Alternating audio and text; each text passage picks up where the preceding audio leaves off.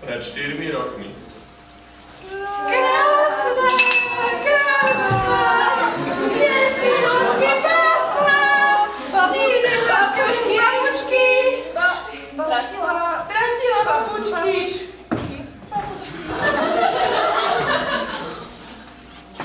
Ach, ja nešťastný semepán. Moje dievčatá chytili nebezpečnú nákazu divokých chrdiel. Čo ja budem robiť?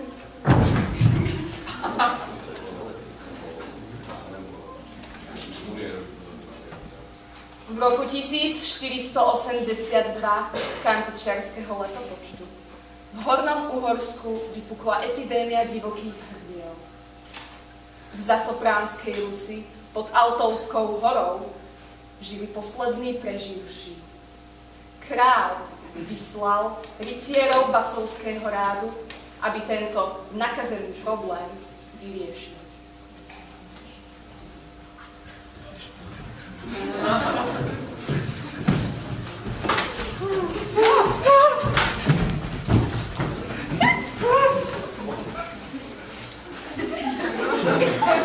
Dámy, trpíte chorobou divokých hrdiel. Tuto priagu treba vyhubiť. Preto vás v mene kráľa Gabrielusa I. odsudzujeme k trestu smrti. Chlapi! Čo je? Čo je? Hej, hej! Tí mantáci zase išli, pozri kam napáda. Páni, Tónus, poďte sem okamžite! Baritónus, poď sem. Kde ste boli? Na Pávovi? Tak celé 4 roky vám hovorím, aby ste počas pracovnej doby nechodzili. Čo 4 roky? Štvrtý, ľudia za týždeň nám utiekli. Nebol žiadne prémie. Už sme 4 dní nikoho nezabili. Kvôli vám. Ja to môžem vysvetliť. No, hovor, vysvetli to. On to môže vysvetliť. On to vysvetlí. Toto fakt nemá zmysel. Sorry, ale... Jako, nemá to už zmysel teraz ich naháňať po tých lesoch, sa tam rozleteli. Ako vážne? Tábor, počkáme. Posledný rok v službe. Človek dúfa, nová rola, nové pozemky. Hovno! Ale čo rola? Žena ma opustí, však nedonesem výplatu domov. Tak... Celé 4 roky sme sa chceli kráľovi zapáčiť, aby nám daroval pôdu a majetok. Posledný rok sme tu a kvôli vám z toho nebudeme mať nič. Už zase! Káni, rozpočte tábor. Noc je dlhá. Dobre, chceme spať. Už ich nedobehneme v tých lesoch. Ráno sa vydáme na pochod. To čo je za oheň? Však dobre, aspoň meč. Oheň. No, ani oheň založiť nevieš. Dávaný na tu máte niečo na jenie. Nedostanú nič, daj to sem bleskovo. Ale však je zmusia. Ne, nemusá. Ešte na úmoru po ceste. Nech ide napáva, nech ide napáva. Toto fakt nemá vôbec zmysel. Nohy sa to takto snaží. Chce kúpiť manželke nový pluh, aby mohla čimorať pôdu a nikto. Nič! Žiadny doktor do podmeny, nič! Teraz, keď vynalezí dvojpolný systém. Chalani, ukludníme sa. Nezaspievame si radšej teda niečo, nech není taký smutný. Na to si nápad. Mám čo? Mandarinku, darinku. Čo? Ne? Ne! Ne! Áno. Ako, daj. Tu máte víno, chlapci, napíme sa. Daj sem ten tekutý chleba, tento ja nemôžem vidieť. No, to sú Plášky toto tvrdnuté už. Čo je? Čo je? Čo chceš? Mohol by som aspoň trošku? Nemohol, to si teraz napáva, no? Ale ja... Toto je drzosť. Prosím aspoň trošku. Nie. Káni, ja...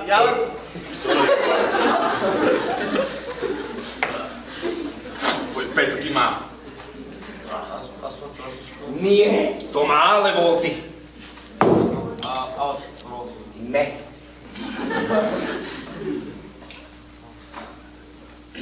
Celé 4 roky sa nás snažíme vychovať v tejto vojenskej službe. Kráľovská rodina, sa s ňou poserem teraz. No. Káni, ja vám to... Dajte mi trošku a ja vám to nejako vynahradím. Jak ty nahradíš? Ako nám dáš ty nejaký pozemok? Ja vám na budúce už niečo... Toto mi hovorí 4 roky, prd z toho. Ja už si neverím ani pol slova. Ale zase... Čo? Ale nemôžeme byť na ne až taký tvrdý. Môžeme? Oni podiel viny, no. Teda nesú, ale... O, dobre teda, daj im teda, no. Žena má... Króca! Zabil! Ježiš Maria! Ty si divino gáčo. Posledné víno za kráľové peniaze na výpravu, 2 dní som nevedol, aby som si ho mohol dovoliť. Ale bolo výborné. Strašne pomohlo. Máme teraz platné. To, ako fakt, sorry. Jaj. To nemá ani zmysel toto robiť, túto školu. Je to družine. Fakt tam už nedostalo nič? No nejaké kvapky nám napadli. Ukáž to, musíme sa presť, no. No. Ale bolo výborné. Hecky mi vytekli, aj tak mi mohol byť. Bolo výborné. Chlapi, ale pravda je taká, že začína noc. Musíme sa vyspať, zajtra máme dlhý pochod. Pravdu má vedúcko. Bude to trvať minimálne 2 dní, než ich tých lesok dohonieme, tak sa poriadne vyspíte a beriem prvú stráž. A kde budeme spať? Tu.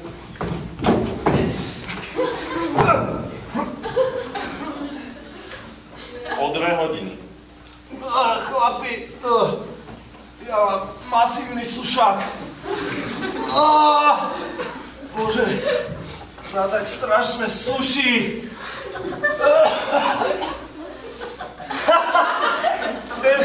Ten idiot Zemepán tu nechal koňa.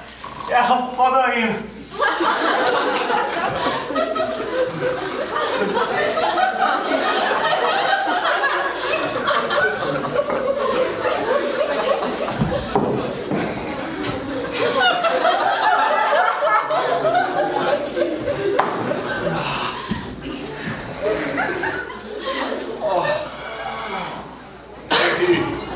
Čo sa tu vás takto nocou? Prečo nespíš? Edúci, jak ste hovorili, že vám to nevynahradím. Zohľadal som niečo na pitie. Ukáž, čo to je? No mlieko. Mlieko? No áno, mlieko. Mlieko? Široko ďaleko. V tomto okolí nie je jediná koza ani kráva, ktorú by si mohol podojiť. Tak kde si zohnal mlieko? Lenže ten idiot Zemepán tu nechal svojho koňa. Koňa. No koňa. Čo si s ním spravil? Som ho podojil. Kôr nemá vemeno.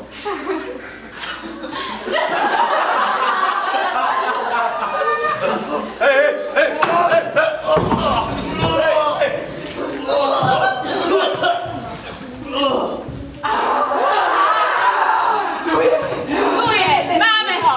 To je jeden z nich.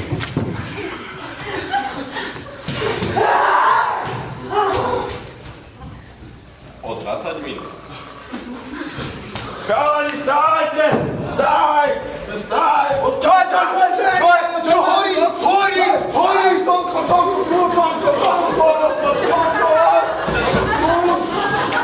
Si debil! Čo nám hovorila kráľovna? Ty keď ma na toho zobudíš! Mali sa stratil! Ty si úplný debil, Tonko! Jak mu to budeš takto povedať? Poďte tu! Tonko! Zober si šabličku, ideme ho nájsť! Poď, zober si šabličku! No, asi...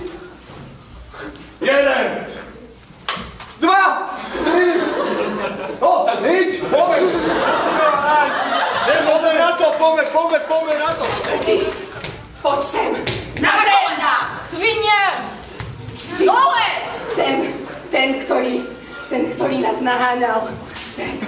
Ty si ten, ktorý nás chcel zbaliť. Zabiť! Diesire. Pomoc! Poďte! Diesila.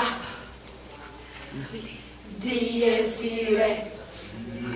Dies illa. Dies irae. Dies illa. Dies irae. Dies illa. Illa. Dies illa. Dies illa. Dies irae, dies illa, dies irae.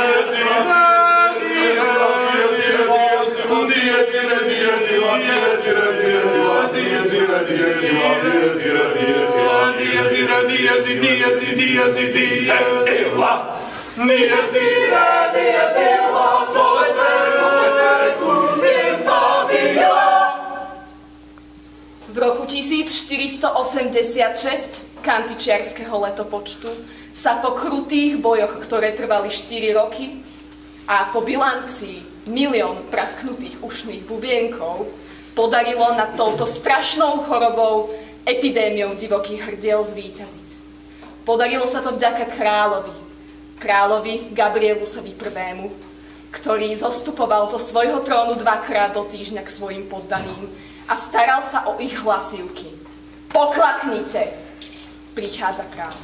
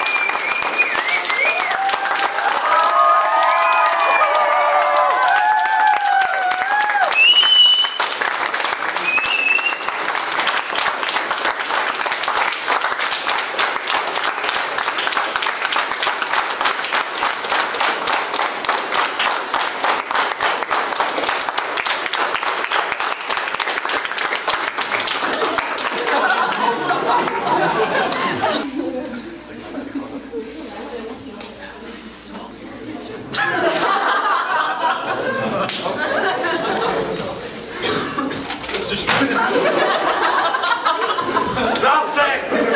Palím! Tón! Ešte, že si ho chytil. Ďalšie by sme ho dnes nesli. Milí Volešíni, milí Martin. Obdivuhodné, ako sa naše myšlienky stretávali počas celého týždňa. A je obdivuhodné to, že sme sa náhodou stretli pri cigarete s Makáňom a s Volešínim. A povedali sme si to, čo oni... Pretože títo mladí ľudia chceli dokázať, že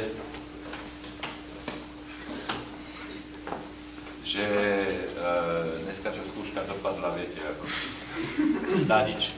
Ale s týmito dvoma chalanmi sme sa stretli a bol tam aj Kubo, a bol tam aj Ondro, a bol tam aj Mišo. A sme si povedali behom 30 sekúnd, to, čo sme nedokázali za 3 hodiny na skúškach, sme si povedali za 30 až 60 sekúnd, že sme jedna partia, že sme jedni, že chcem, aby sme všetci išli rovnako a oni niečo musia urobiť preto, aby mohli, a my musíme urobiť všetko preto, aby sme museli, a proste to sa tak splieta jedno cez druhé. A to, čo nám dneska títo mladí ľudia predvedli za krátky čas, bolo fantastické. Je tak? Je tak?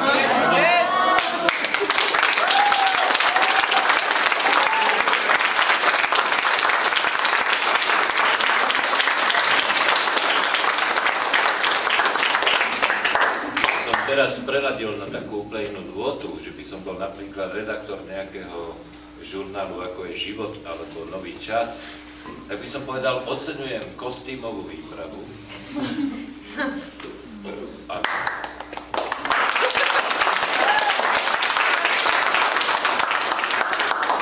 Oceňujem make-upy.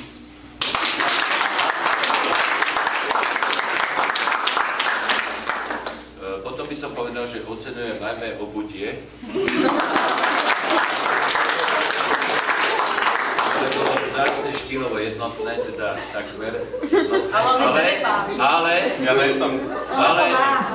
pán Tomek, pán režisér pravdepodobne a človek, ktorý nám povedal, že o 20 minút, o 20 rokov, o 2 minúty, ktorý to vlastne celé spájal, má ponožky preto, pretože ponožky symbolizujú určitú stabilitu. Ponožky počkaj, mám jednu bohovú ideu, s ktorou som nerátal. Ponožky symbolizujú určitú stabilitu. Prečo? Že keď máš ponožky, tak sa cítiš, že si so svetom niečím spojený. Kdežto, keď máš holé nohy, tak sa cítiš zraniteľný. Tie ponožky ťa chránia a dávajú ti akúsi, no prepaď, ale som nevedel. No, dobre. Ďakujem maturantom všetkým. Kubovi, Mišovi, Maťovi, Ondrovi, Helenke, Ľudské, Tomekovi, to bolo na schvál, Tomekovi, Veronike, mojej Adelke.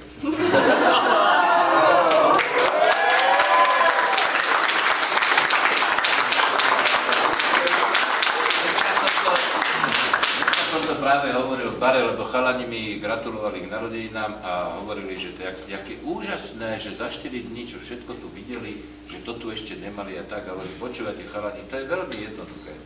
Správny dirigent zboru má každý rok nejakú svoju múzu. Každý rok má nejakú múzu, ktorá ho naplňa nejakým takým, že aby išiel, že aby podával výkony. Adelka je moja múza.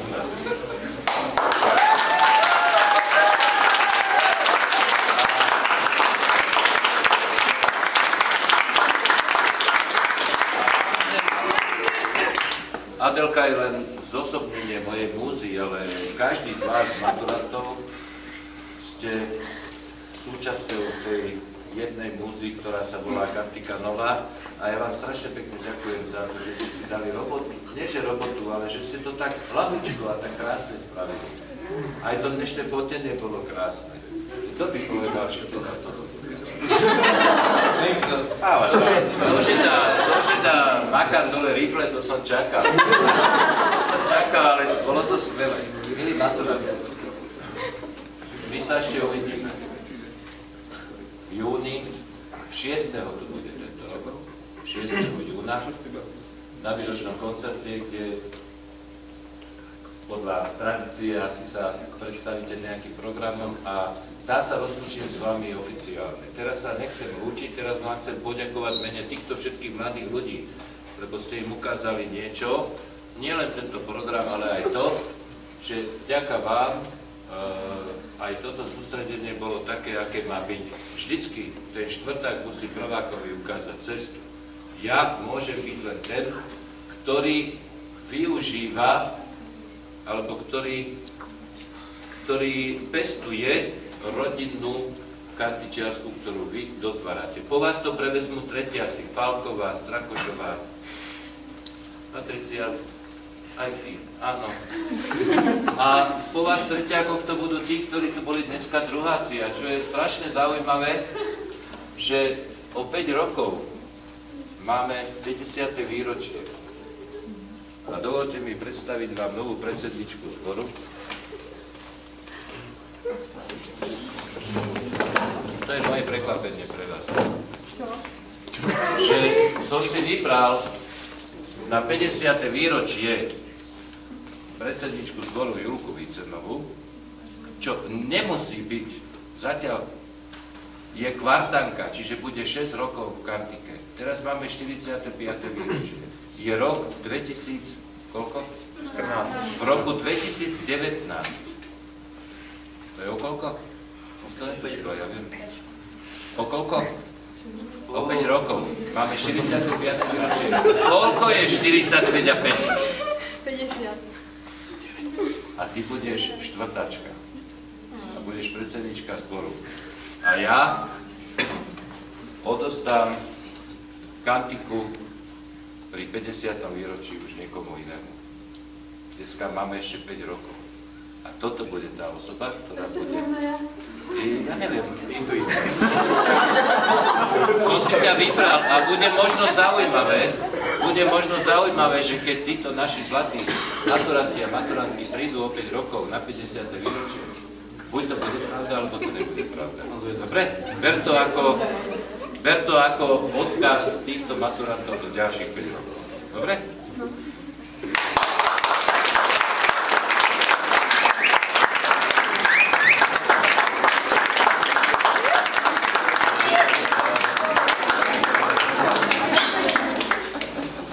Ešte raz úprimná vďaka za váš krásny, krátky, ale skvelý program. Chvála Bohu. Nie ako prváci. To bolo včera tiež krátke, ale bohužiaľ nie skvelé. A to je všetko, čo som vám chcel povedať. Že vám ďakujem, že ste ukázali aj týmto programom, že z toho prváka na toho štvrtáka to trvá 4 roky. A každý ste prešli svojimi nejakými osudmi, nejakými vecami, ale to, čo ste dnes spravili, je kantičiarské a to je skvelé. Ďakujem. Jeden veľký pre štvrtákov. Raz, dva, tri. Rytmika niečo. O tom niečo viem. A bolo to do pomočky. Tak bez pomočky. 3, 4. No teda.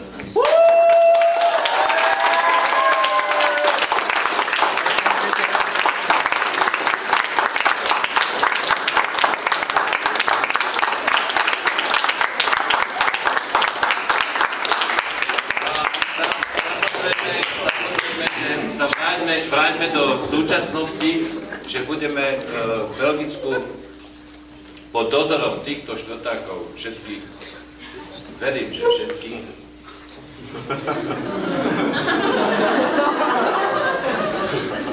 že pod dozorom týchto štvrtákov vybojujeme pre Kantiku opäť jedno dobré, skvelé umiestnenie. Toto sústredenie tomu smeruje, ale budú tam aj určité prekvapenia. Ty nejdeš tam.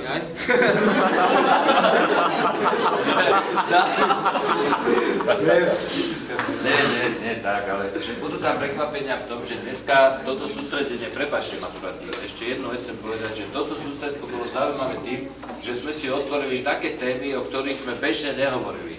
Že sme si otvorili vzťahy, kde sme hru na najlepší hlas povýšili na prestíž. Sme zistili, že nestačí byť len štvrtý. Ale že zrazu sme zistili, že tá hra sa stala nejakým takým bara. Že proste sa tu diali také veci, ktoré som si minulý rok, ani 2 roky dozadu nevšimol. To je čo na to. Tak prišiel čas, kedy môžem povedať niečo za náš štvrtáku. Naše pocity a dojmy, ktoré sme zažili počas 4 nádherných rokov. Ďakujem. Ja osobne som síce zažil niečo menej. Zažil som 2 roky. Ja iba 2 roky. Zažil som skvelé momenty, kedy som prišiel do Kantiky a na svojej prvej skúške som zaspal. A tým chcem ukázať možno aj prvákom a druhákom, ktorí nie sú takí utvrdení v Kantike, že kašľať na to až tak nezaujíma.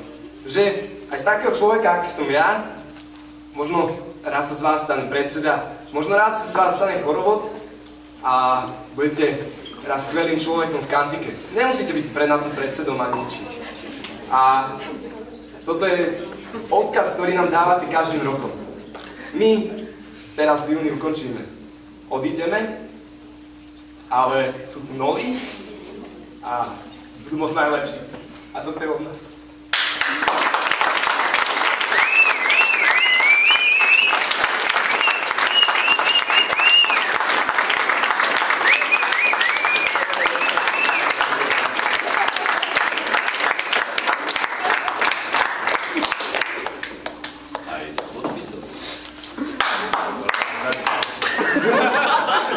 Ďakujem veľmi pekne.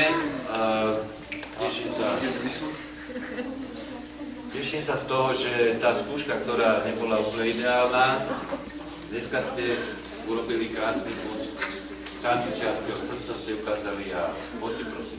Ja ešte iba jednu vec by som chcel, keďže ja nebudem na výročáku a toto je možno také príležitosť sa rozlúčiť, tak na prváckom programe, čo bola taká stretnutosť, si pamätajú iba starí, som na konci hovoril, že mi bude cťou s vami spievať, tak mi bolo cťou s vami spievať ešte raz.